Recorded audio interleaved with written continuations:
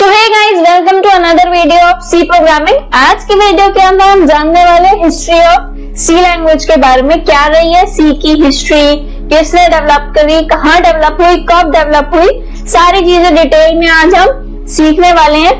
तो video and तक जरूर देखना, पसंद आए तो लाइक जरूर करना। तो आप बिना किसी देरी के बढ़ते हैं अपनी वीडियो की तरफ।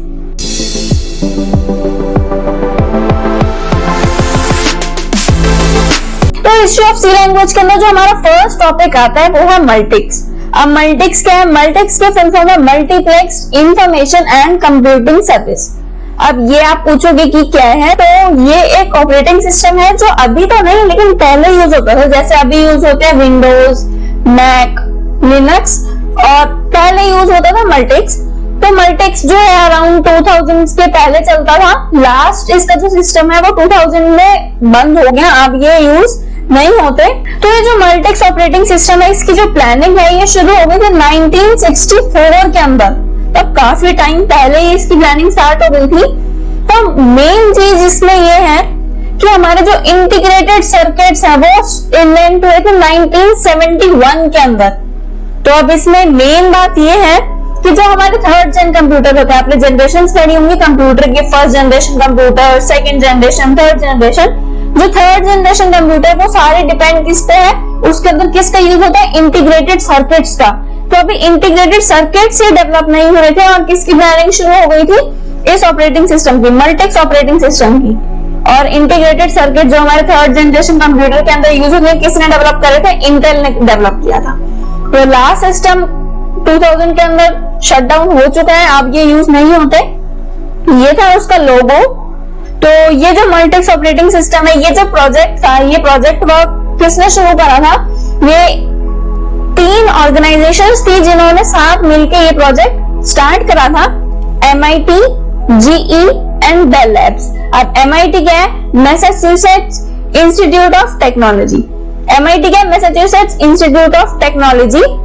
GE मतलब जनरल इलेक्ट्रिक्स, और बेल लैब्स। तो MIT का नाम तो आपने सुना ही होगा, यूनिवर्सिटीज में टॉप रैंक करती है ये। और ये जो GE है ये काफी बड़ी सक्सेसफुल कॉर्पोरेट कंपनी है। और बेल लैब्स, इसके अंदर काफी सारी लैंग्वेजेस डेवलप हुई है, काफी रिनोन्ड लैब है ये, जिसको 9 नोबेल प्राइजेस भी मिले इनके रिसर्च वर्क के लिए। तो अब इन तीनों ऑर्गेनाइजेशंस ने स्टार्ट करा मिलके क्या बनाना है, ये ऑपरेटिंग सिस्टम। इसका काम इन्होंने स्टार्ट करा इस प्रोजेक्ट को बनाना। तो ये जो ऑपरेटिंग सिस्टम है मल्टिक्स, ये एक स्पेशल टाइप के कंप्यूटर जिसका मॉडल था GE 645, इस कंप्यूटर के ऊपर डेवलप हुआ था, जो कि स्पेशली इसी ऑपरेटिंग सिस्टम के लिए बनाया गया था। तो अब ये थी हिस्ट्री मल्टिक्स के बारे में। तो अब ये देख लेते हैं बेल लैब के अंदर कौन कौन सी लैंग्वेजेस डेवलप हुई हैं। तो हमारी B language, C language, C++, snowball, AWK, AMPL, ये सारे जितने भी लैंग्वेजेस हैं ये किसके अंदर डेवलप हुई है? बेल लैब्स के अंदर। तो अब हमारी स्टोरी क्या आती है? C लैंग्वेज के बारे में आप हिस्ट्री जानने वाले थे, तो अब C लैंग्वेज पे चलते हैं। तो एक्चुअली हुआ क्या, अब बेल लैब से ये जो प्रोजेक्ट था मल्टिक्स का, शुरू में तो इन तीनों ने, मतलब MIT, GE and Bell Labs, इन तीनों ने प्रोजेक्ट साथ में शुरू करा था। लेकिन उसके बाद क्या हुआ, बेल लैब्स ने इस प्रोजेक्ट से कर लिया विड्रॉ। तो अब बेल लैब्स की तरफ से कौन कौन इसमें काम कर रहा था? बेल लैब्स से केन थॉमसन और डेनिस रिची, ये दोनों काम कर रहे थे इसी प्रोजेक्ट के अंदर। तो बेल लैब्स ने इससे विड्रॉ कर लिया। तो क्या होता है, अब ये दोनों डिसाइड करते हैं, केन थॉमसन और डेनिस रिची, कि अपना खुद का एक ऑपरेटिंग सिस्टम बनाना चाहिए। उस प्रोजेक्ट के अंदर मल्टिक्स ऑपरेटिंग सिस्टम बना रहे थे, तो अब ये सोचते हैं कि क्यों ना हम खुद का एक ऑपरेटिंग सिस्टम बनाएं। तो अब खुद का ऑपरेटिंग सिस्टम बनाना तो उसके लिए एक प्रोग्रामिंग लैंग्वेज चाहिए होगी। तो इन्होंने कौन सी लैंग्वेज यूज करी? BCPL। अब BCPL क्या है? बेसिक कंबाइंड प्रोग्रामिंग लैंग्वेज, जो किसने बनाई थी? मार्टिन रिचर्ड्स ने बनाई थी। ये जो BCPL लैंग्वेज है किसने डेवलप करी थी? मार्टिन रिचर्ड्स ने। और ये जो लैंग्वेज थी बहुत हार्डवेयर डिपेंडेंट लैंग्वेज थी। तो हार्डवेयर डिपेंडेंट लैंग्वेज में क्या होता है, वो काफी ज्यादा टफ होती है as compare to high level language. अब हाई लेवल लैंग्वेज कौन सी होती है? जैसे सी तो नहीं, सी मिडिल लेवल लैंग्वेज है, जावा, C++, ये सारी कौन सी है? High level languages. तो ये जो हार्डवेयर डिपेंडेंट लैंग्वेजेस होती है ना, काफी ज्यादा टफ होती है, तो ये बीसीबीएल लैंग्वेज भी टफ थी, तो उन्होंने पहले ये लैंग्वेज चूज करी थी अपना ऑपरेटिंग सिस्टम बनाने के लिए। तो पहले वो अपना ऑपरेटिंग सिस्टम बनाते हैं इस बीसीबीएल लैंग्वेज के अंदर, फिर बाद में उनको ये लैंग्वेज लगी टफ, क्योंकि ये थी हार्डवेयर डिपेंडेंट। अब हार्डवेयर डिपेंडेंट लैंग्वेज तो काफी ज्यादा टफ होती है, तो उन्होंने क्या करा, उन्होंने इस लैंग्वेज से इंस्पायर होकर इस लैंग्वेज में कुछ मॉडिफिकेशंस करने के बाद अपनी एक न्यू लैंग्वेज बना ली, जो की थी डी लैंग्वेज। अब ये जो डी लैंग्वेज थी ये थोड़ी उससे कंपैरेटिवली इजी थी, लेकिन कैसी थी ये, बहुत ही हार्डवेयर डिपेंडेंट लैंग्वेज। अब उनको चाहिए थी हार्डवेयर इंडिपेंडेंट लैंग्वेज, तो उसमें मॉडिफिकेशन करके इन्होंने बना ली डी लैंग्वेज, और ये थी इंटरप्रेटेड लैंग्वेज। ये थी इंटरप्रेटेड लैंग्वेज। अब ये लैंग्वेज किसने बनाई थी, केन थॉमसन और डेनिस रिची ने मिलकर ही बनाई थी, बीसीबीएल से इंस्पायर होकर उसमें मॉडिफिकेशंस करने के बाद। तो अब क्या होता है, अब डेनिस रिची सोचते हैं कि जो हमने बी लैंग्वेज बनाई है ये इंटरप्रेटेड लैंग्वेज है, लेकिन उनको कंपाइल्ड लैंग्वेज चाहिए। कैसी लैंग्वेज चाहिए, कंपाइल्ड लैंग्वेज उनको बनानी चाहिए, और ऐसी लैंग्वेज चाहिए जिसमें वो हाई लेवल कोड लिख सके। हाई लेवल मतलब जो हम अब लिखते हैं, जैसे इंग्लिश का सारे इंग्लिश वर्ड्स का हम यूज करते हैं, प्रिंटर, स्कैनर, गेट, सीएच, ये सारे जितने भी वर्ड्स हैं इंग्लिश वर्ड्स हम उसमें यूज कर पाए, हाई लेवल लैंग्वेजेस हो, इजी हो कोड लिखने के लिए। तो उन्होंने क्या करा, बी लैंग्वेज में कुछ मॉडिफिकेशंस करी डेनिस रिची ने, और उसका नेक्स्ट जो वर्जन कह सकते हैं, तो बी लैंग्वेज में उन्होंने मॉडिफिकेशंस करके कौन सी लैंग्वेज बनाई, अब सी लैंग्वेज।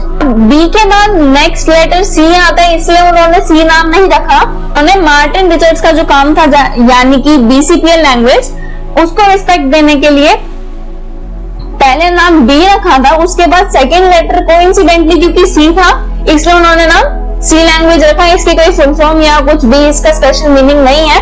बीसीपीएल का फर्स्ट लेटर बी था, इसलिए जो फर्स्ट लैंग्वेज उन्होंने रखी उसका नाम था बी, और सेकेंड का लेटर सी था, इसलिए उसे नाम रखा सी लैंग्वेज। तो अब हमारी बन गई है सी लैंग्वेज। अब ये जो लैंग्वेज थी ये कंपाइल्ड लैंग्वेज थी, इसमें सारा काम कौन करता था, कंपाइलर करता था। कंपाइलर हमने इससे पहले वाली वीडियो में जाना है कि क्या करता है कंपाइलर, हमारा सारा कोड लेता है और उसको बाइनरी लैंग्वेज में कन्वर्ट करता है।